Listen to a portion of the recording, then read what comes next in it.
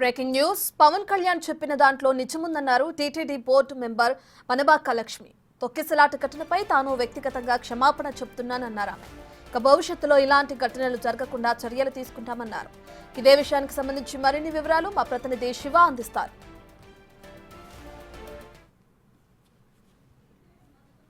కూడా పవన్ కళ్యాణ్ పిఠాపురంలో కొన్ని ఆసక్తికరమైన వ్యాఖ్యలు చేశారు. ప్రస్తుతం టీటీ బోర్డు సభ్యురాలు లక్ష్మి గారు మనతో ఉన్నారు.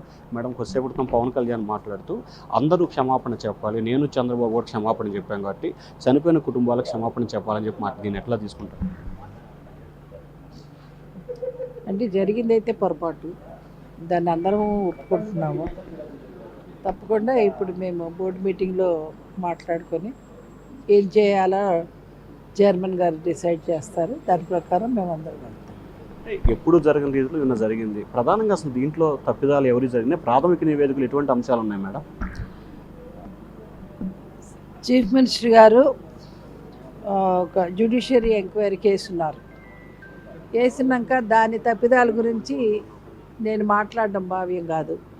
అందులో ఆయన చాలా కూలంకషంగా అందరితోటి మాట్లాడుకొని ఏం చేయాలా అన్నది కూడా చేసేసి వెళ్ళిపోయారు.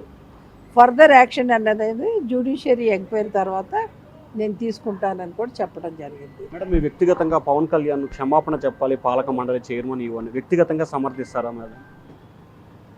అంటే జరిగింది పొరపాటు. నా పర్సనల్గా అయితే నేను క్షమాపణ అడుగుతాను.